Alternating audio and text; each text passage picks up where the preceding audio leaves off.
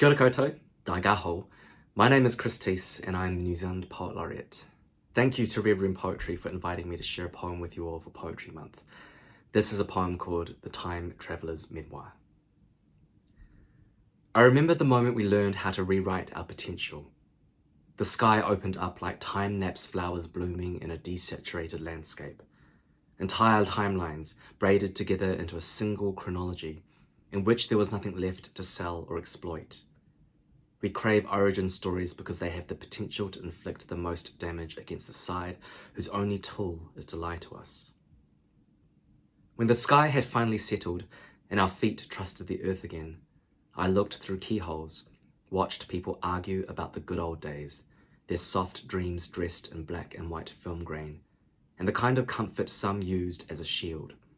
Those who resurrected words to shorthand ignorance, those who found themselves shortchanged by every step forward.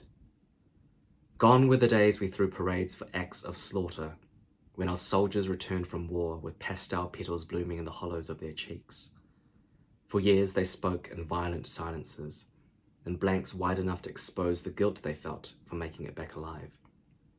We buried the dead face down so they wouldn't return to force us to confront our failures. Anything to distract us from their screams. No longer would we bear witness to further atrocities.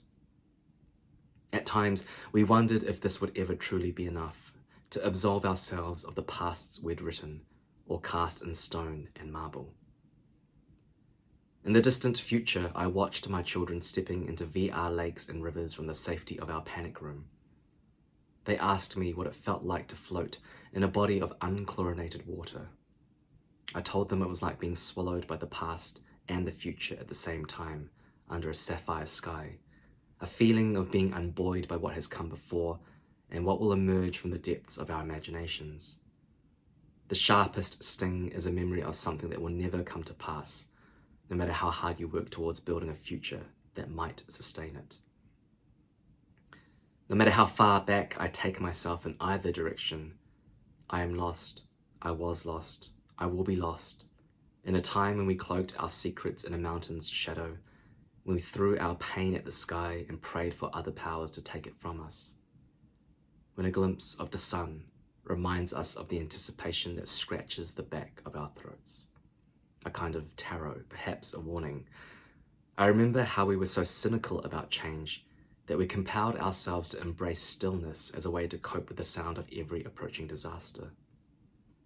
I remember stripping thunder from the storm to soothe its spirit. I will remember that there are those who survived history, which means it will not hurt others to learn from it. The turning of tides and blind eyes finds its way into our bodies, uproots every memory that echoes across the many paths carved out for us.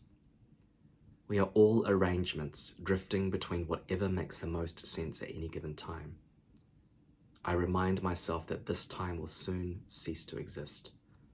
That time and next time will roll into one streamlined version of our once and future selves. The waters, real and imagined, pull at my feet. I sit and wait for the moment to come and go, to pass into our collective being. Thank you.